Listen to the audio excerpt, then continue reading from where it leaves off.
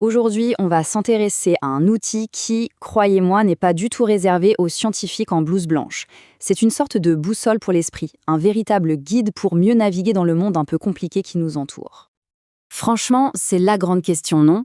On est sans arrêt bombardé d'infos, de soi-disant faits, d'avis hyper tranchés. Alors comment on fait le tri? Comment on se forge sa propre idée, mais sur des bases vraiment solides?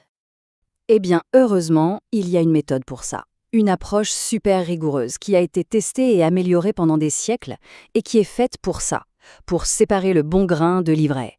C'est bien sûr la démarche scientifique. Alors, première étape de notre exploration, la quête de la vérité. Il faut voir ça non pas comme une formule de maths, mais plutôt comme une véritable enquête. L'image du détective, elle est juste parfaite pour ça.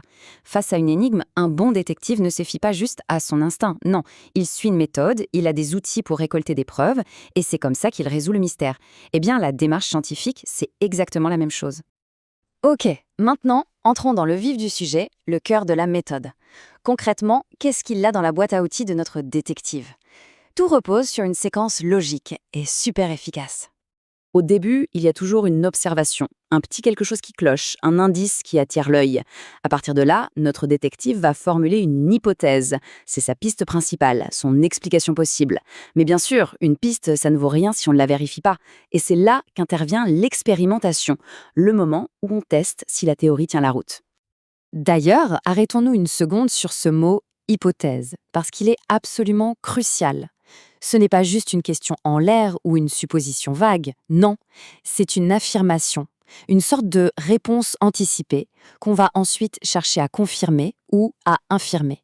C'est vraiment la colonne vertébrale de toute l'enquête. L'expérience a eu lieu, l'enquête passe à sa phase d'analyse. C'est le moment de vérité, celui où l'on va valider ou invalider l'hypothèse. Alors cette piste, c'était la bonne ou pas?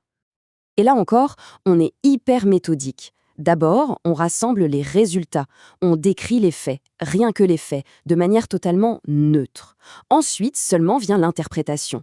Qu'est-ce que ces faits veulent dire? Quel sens donner à ces indices? Et enfin, le verdict tombe, c'est la conclusion. Est-ce que les preuves confirment l'hypothèse de départ?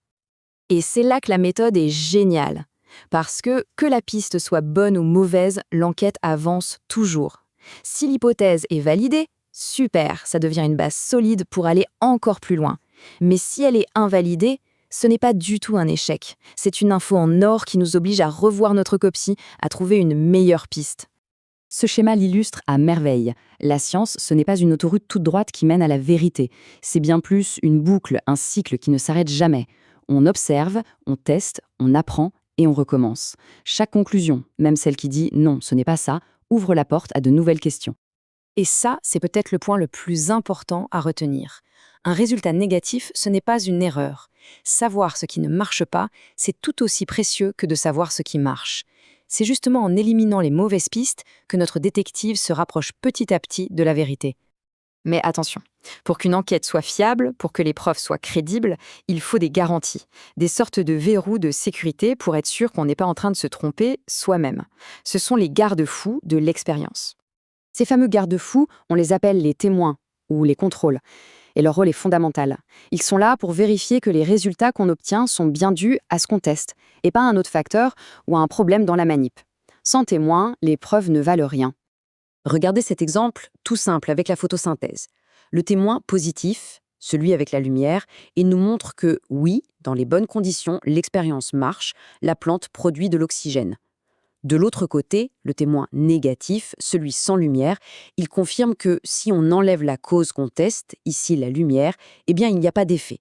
Et c'est la combinaison des deux qui nous permet de conclure avec certitude, c'est bien la lumière la responsable. L'enquête est presque bouclée. Mais il reste une dernière étape et elle est capitale. Il faut rédiger le rapport final, archiver le dossier. C'est ce qu'on appelle la mémoire de la science. Et ce rapport, c'est le fameux cahier de laboratoire. Il ne faut surtout pas voir ça comme un simple carnet de notes. Non, c'est le dossier officiel de l'affaire. Le procès-verbal qui consigne méticuleusement chaque étape, chaque idée, chaque résultat. Et pour bien saisir à quel point c'est sérieux, il suffit de lire ça. En cas de dispute sur une découverte, pour une question de brevet par exemple, eh bien le cahier de laboratoire a une vraie valeur juridique. C'est une preuve recevable au tribunal. Ça vous montre le niveau de rigueur et de traçabilité attendu. En résumé, ce dossier, c'est la clé de tout. Il assure une traçabilité parfaite, il permet de dater les découvertes et surtout, il permet à n'importe quel autre détective de reprendre l'enquête de A à Z pour vérifier les conclusions. C'est le pilier de la confiance et de la transparence en science. Alors, pour conclure, revenons à notre point de départ. Observer un fait, formuler une petite théorie, la confronter à la réalité, vérifier ses sources, accepter de s'être trompé pour mieux avancer. Finalement, est-ce que cette boîte à outils du détective, ce n'est pas tout simplement la meilleure arme qu'on ait pour construire une pensée vraiment critique et éclairée dans notre vie de tous les jours ?